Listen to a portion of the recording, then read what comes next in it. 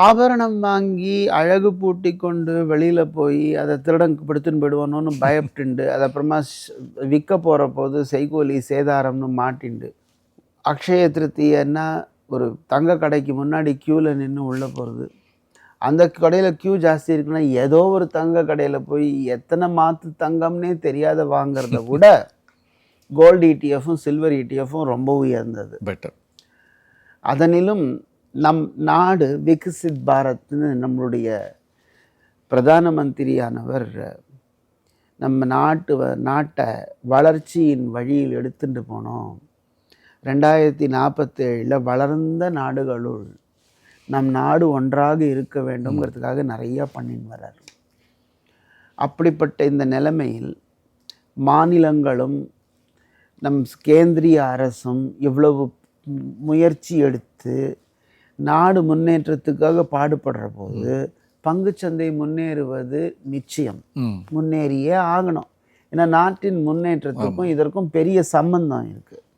அப்போ அந்த வளர்ச்சியில் இந்த நாட்டின் ஒரு சிட்டிசனான நான் ஏன் பங்கேற்கக்கூடாது?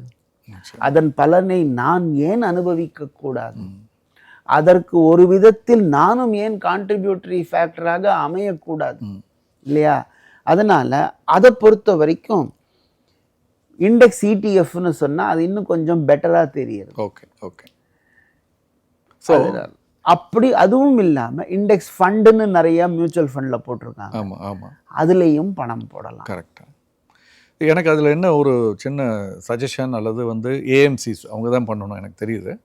இப்போது எனக்கு கோல்டு இடிஎஃப்லேயும் போடணும், சில்வர் இடிஎஃப்லேயும் போடணும். ஏன்னா அதை நான் பங்குச்சந்தையோடு ஒப்பிட்டு பார்க்கல. அதை நான் ஏற்கனவே ஃபிசிக்கல் கோல்டோடு ஒப்பிட்டு பார்த்து இது பெட்டர்னு நீங்கள் அது கரெக்டாக சொன்னீங்க, அது வாங்குகிறேன்.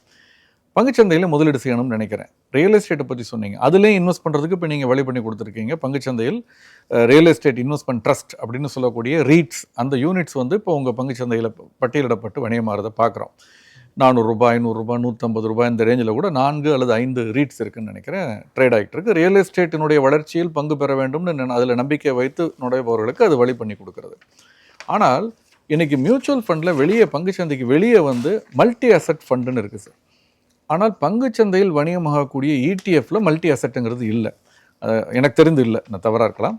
Gold, silver, real estate investment, பங்குச்சந்தை இதெல்லாம் ஒருங்கிணைத்து ஒரு அசட் அலோகேஷன் மாதிரி ஒரு இடிஎஃப் வந்ததுன்னா ஒருவேளை அதற்கு ஒரு நல்ல வரவேற்பு இருக்கும்னு நான் நினைக்கிறேன். இதை பார்த்துக்கிட்டு இருக்க ஏஎம்சிசி யாராவது அந்த மாதிரி கொண்டு வந்தாங்கன்னா நல்லா இருக்கும்.